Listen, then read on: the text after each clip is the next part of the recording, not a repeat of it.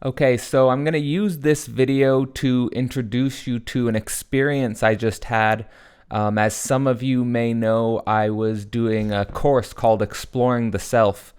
And I just want to take the time to make this video to reflect on what I learned from trying to construct the Exploring the Self course, and what I take moving forward from this experience. And hopefully some of this information is useful for you if you're in a mode right now of high self-reflectivity, or you're interested in how to approach a better level of self-understanding, or whatever it is that you may be going through right now. So one thing that motivated me with this course is this coincidence between science and the self, or science and subjectivity, and thinking a science of subjectivity, or a way in which the subject can in some sense become the object of analysis. And I think that this goes right down to the foundations of problems in science, and it comes up a lot in psychoanalysis as well. I think Freud and Lacan, for example, spend a lot of time concerned with the status of psychoanalysis as a science. And even for someone like Jung, this comes up, right? Because with Jung, you'll have this concern that science is incapable of understanding religion, and oftentimes Jungians will have a more religious perspective on transcendental phenomena and the unconscious. So I think as soon as we include the subject seriously, we run into all sorts of problems with science. And I think that this comes in because the grounding of science, when you maybe it's a fundamental paradox, I would say. And the paradox is in relation to observing and recording phenomena. So if you think about the founding of science, of course, when you're observing external phenomena, like a famous example would be, like, for example, Galileo with the moons of Jupiter. The observation and the recording of the motion of the moons of Jupiter doesn't change the motion of the external phenomena.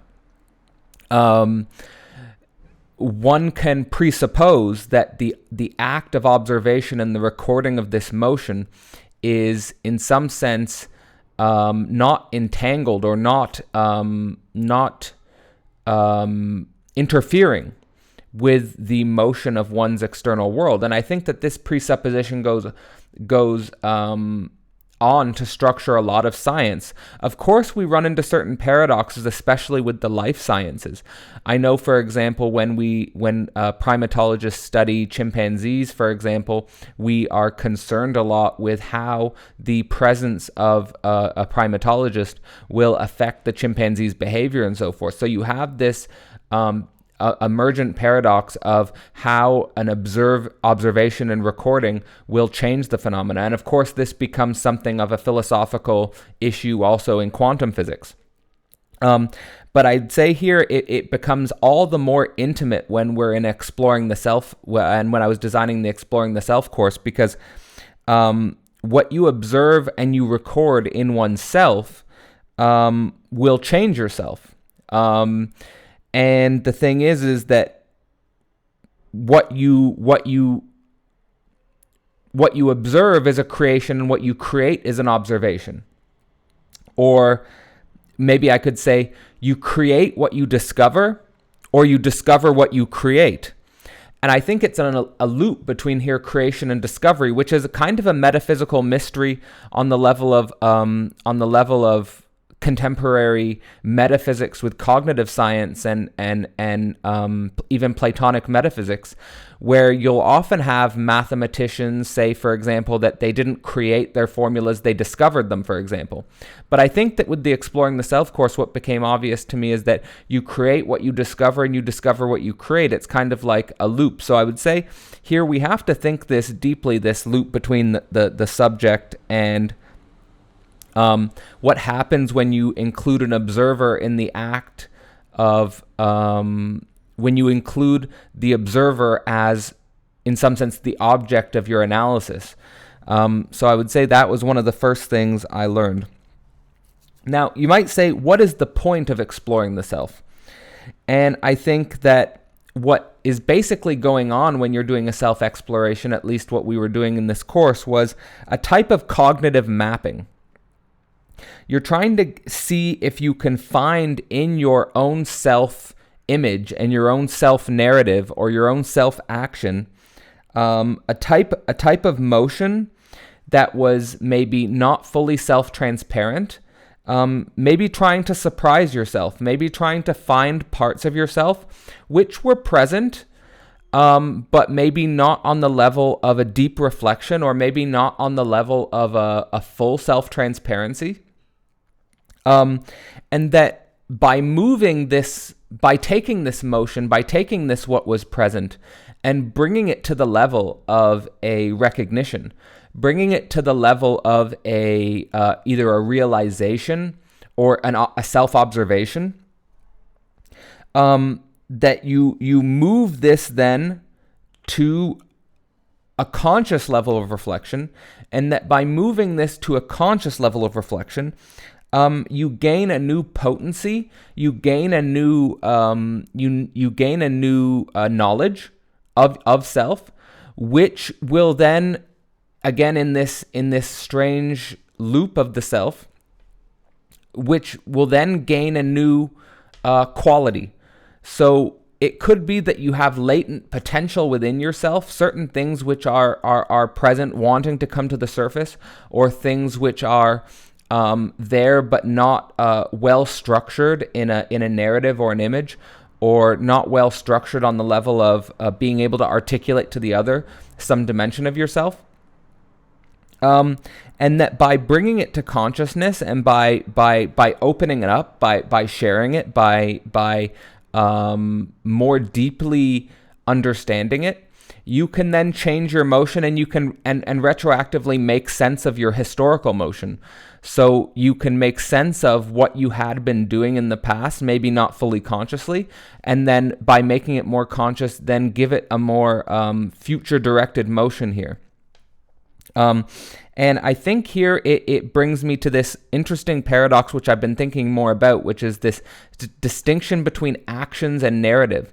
What we actually do versus what we say we're doing.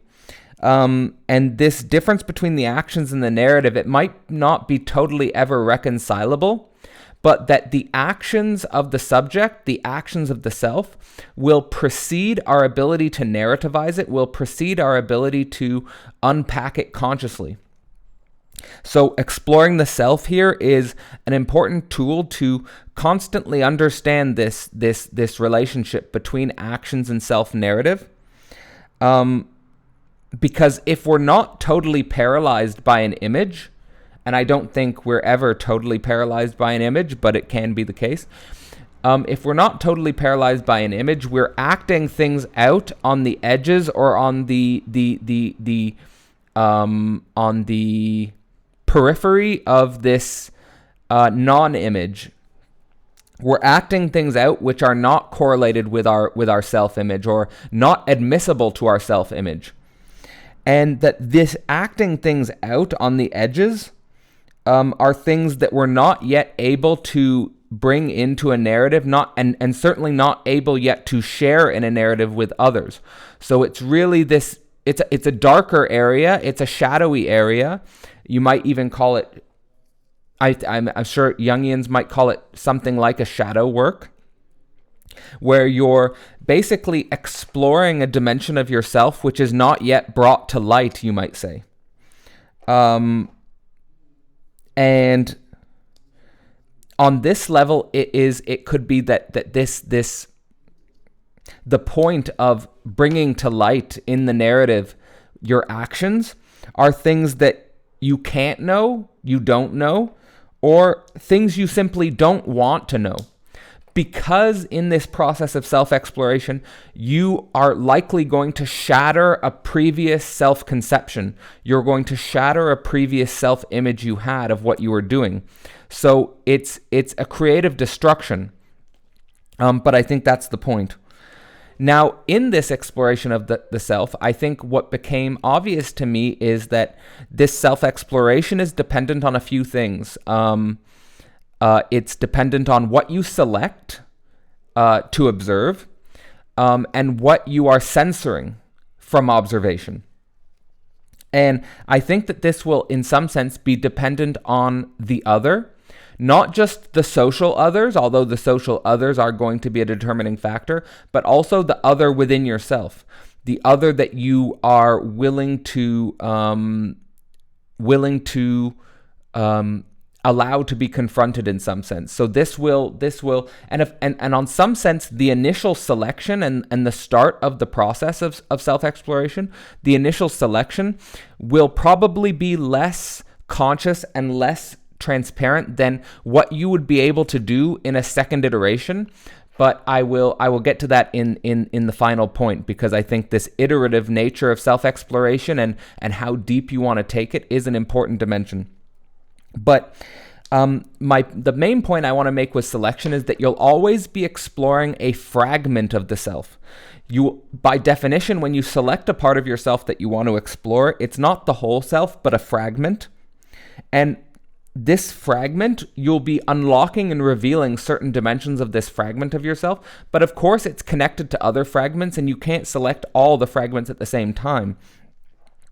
So the selection process itself is revealing, because by selecting, you're simultaneously not selecting other things, and those other things you're not selecting could be, not necessarily, but could be things which are being censored, things which you didn't select them because you don't want to unlock and reveal those dimensions of yourself. You'd rather keep them at a distance. You might even say you want to keep those at a safe distance. So keeping other parts locked away could be a defense mechanism, simply, could be a form of repression.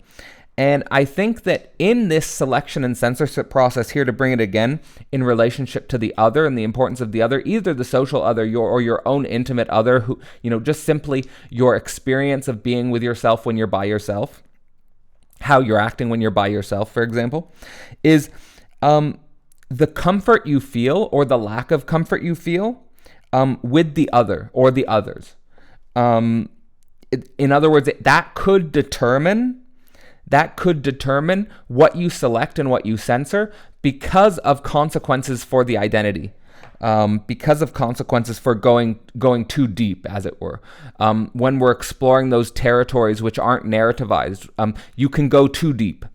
And you might want to, and then you might have a reaction formation. You want to bring it back. But at the same time, once you unlock something, sometimes once you bring it to consciousness, you can't go back. So you keep going, and you want to be able to sort of maintain a balance with your identity, because you don't want to completely shatter, of course.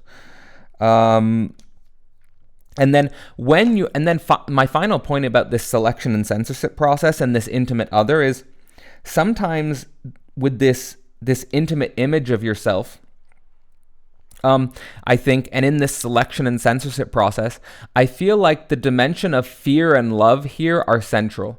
That a censorship will be put in motion, or a selection will be put in motion in relationship to fear and love. So you might select something that you love, and that might be already conscious.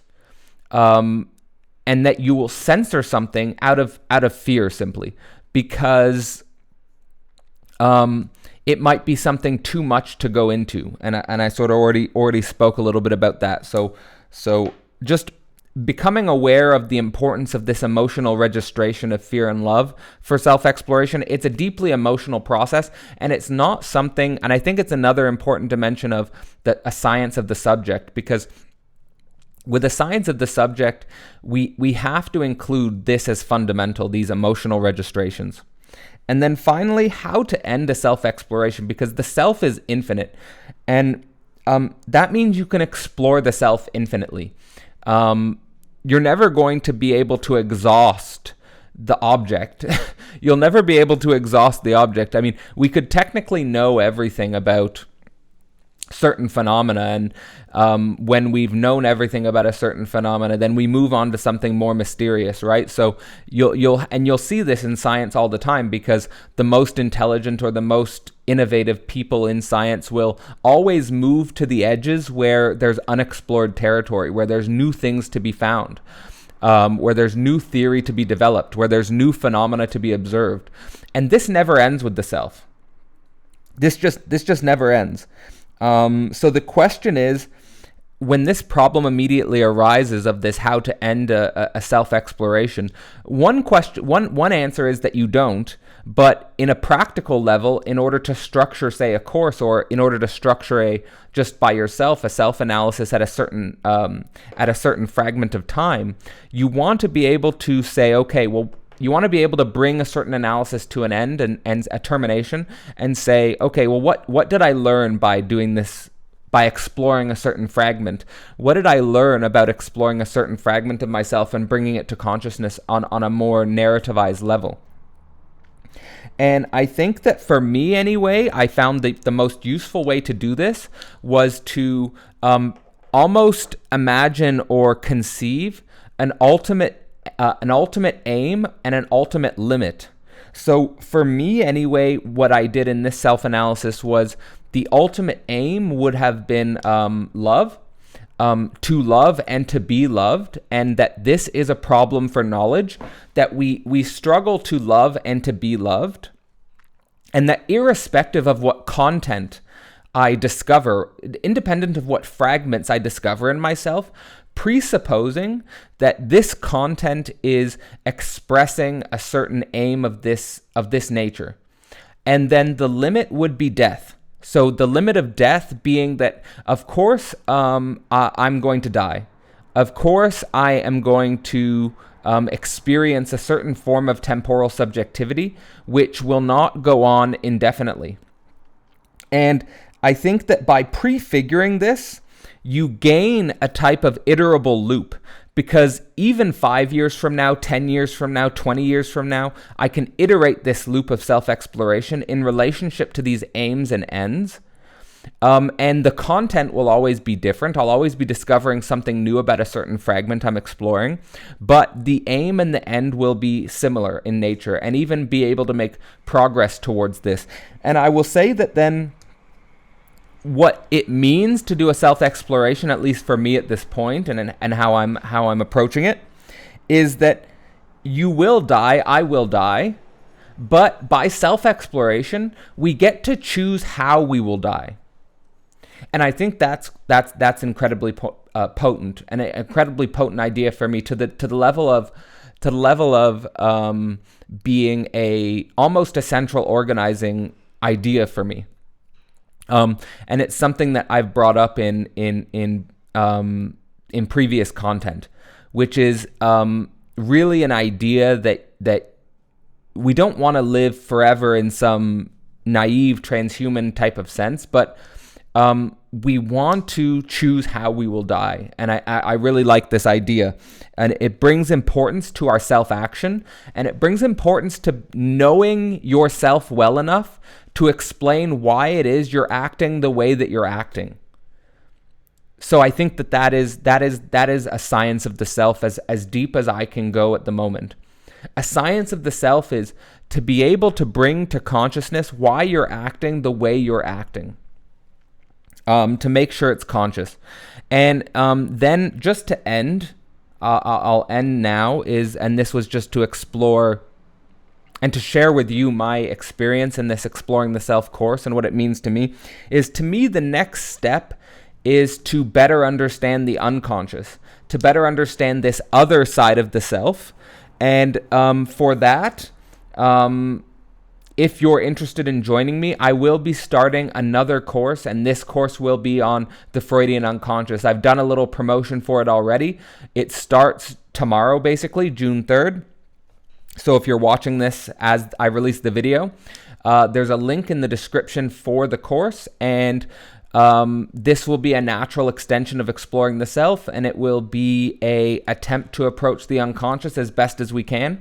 Of course, there are huge limits. Of course, there are huge obstacles. But this is to me a mystery of the highest order. So thanks for watching. Thanks for continuing to the end.